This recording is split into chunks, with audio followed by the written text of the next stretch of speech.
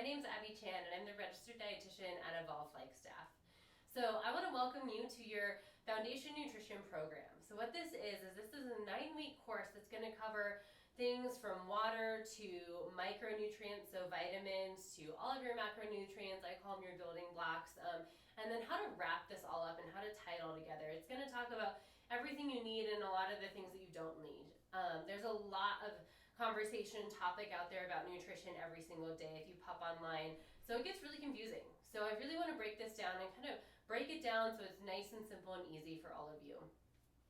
So what this is this is a habit-based program. So every week you'll get a new habit to focus on, and so what that means is that for that 1 week, I want that to be your main focus. So if everything else falls down, I want you to be still trying to focus on doing that one thing. And the theory behind this is that it should build up over time. So it should be, once you do that thing in week 1, it should hopefully be really easy by the time it gets to be Sunday or 7 days later. And then that should carry on into the next week as you're starting to focus on this other thing, but because you've done so well with that first one, it's going to be nice and easy now. So hopefully this should build upon things, should all build upon itself for you, and hopefully this should be easy. So the first thing we're going to talk about today is water. Super simple, right? Not so much. So most of my clients, I find that they actually don't drink enough water, and they don't actually know how much they should be drinking. So most people say 8-ounce glasses, that's enough, right? It's actually not enough, not for most people, especially if you're an athlete, if you move at all, if you live at elevation, if you live in heat, all of that. So I'm going to give you a basic calculation today, and what that's going to go over is that's going to be basic needs. That doesn't take into account some other variabilities that do play into hydration. So some of those things are athletic adaptability. That means that muscles, they generate heat, and one of the purposes of water in your body is to produce sweat. So eventually you adapt. The better trained of an athlete you are, the more you adapt, and your muscles really adapt to not getting as warm. So that's one thing, huge variable. We're not really going to talk about that. There's also sweat rate, which kind of plays into that as well. We're not going to really talk about that either. Also, looking at heat, we live in Flagstaff, so most of the time it's not that hot, but if you get on to Phoenix, it's a totally different ballgame. And then the last thing, it doesn't take into account elevation. So every time you breathe, if you were to go breathe up to a window, you would notice that there's a little bit of condensation or a little bit of fog on that window. That's because every time you exhale, you're actually exhaling a little bit of water with that too. So the higher you go in elevation, the more you're breathing, the more you're exhaling, the more water you're losing. So we're not going to talk about all that. We're just going to give you a general baseline. So why do you need water? It's important for every single function in your body. Every single one, I kid you not. So looking at, we're made up about 70% of water. That's a lot. So our brain needs it, it's surrounded by it. All of our blood volume is dictated by how hydrated we are. And your blood carries nutrients to all of your other cells and organs in your body. That's really, really important. Also looking at how it helps with hunger and satiety. So how hungry are you? Maybe at 3 p.m. you get super hungry, but you could actually just be really thirsty.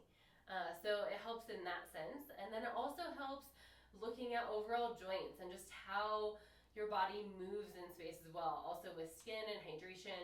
So every week you will be getting a video like this that's kind of the nitty-gritty, right to the point, and then you'll be getting an article that goes in depth to everything that I discuss here.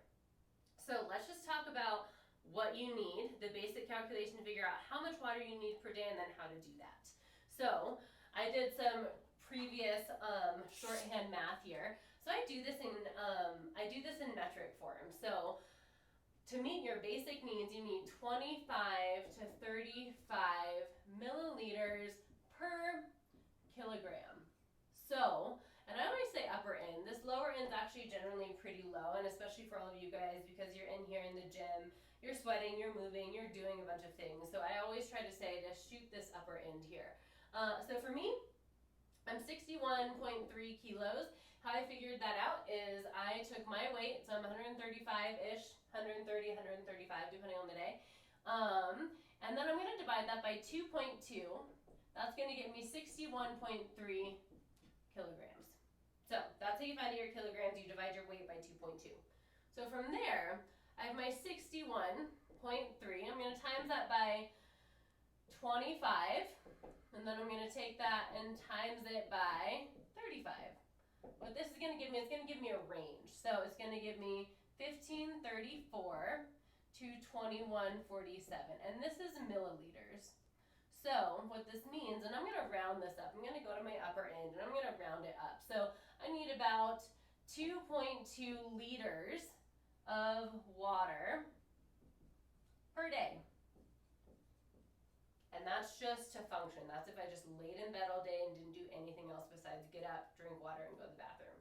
So this actually isn't that hard. So let's talk about a couple ways you can do that. So one thing that I find really beneficial is if you don't have something to remind you to drink water, you're not going to drink water. So bring a water bottle with you in your car, put it in your bag, put it in your purse, leave it at your desk, do whatever you need to. Let it be your new best friend. That's going to be the main way that you're going to remember and jog your mind to drink water. Another thing is if you don't like water, I think it's okay. You can definitely have some bubbly water or some like Croy boys, we call them, so some LaCroix every now and again. There's some debate on them. They're totally fine. I've researched them. They are a little bit more acidic than normal water, so that changes it a little bit. But besides that, it's just water. So you can use those if you need to spice it up by the end of the day, or you can also infuse your water with some lemon, with citrus, other citrus, berries, things like that with some fruit to make it more interesting. So your goal this week is to meet this upper limit here, this 35 mils per kilogram every single day. So I don't care if the sky's falling down, but that's your main focus, is that you need to meet that upper limit water goal every single day. So let me know if you have any questions. Hopefully I will see you guys all in the gym or out and about, and let me know how it's going. Let me know if it's a lot of water. Let me know if you're like, this is cake, I drink 3 times that. That's awesome.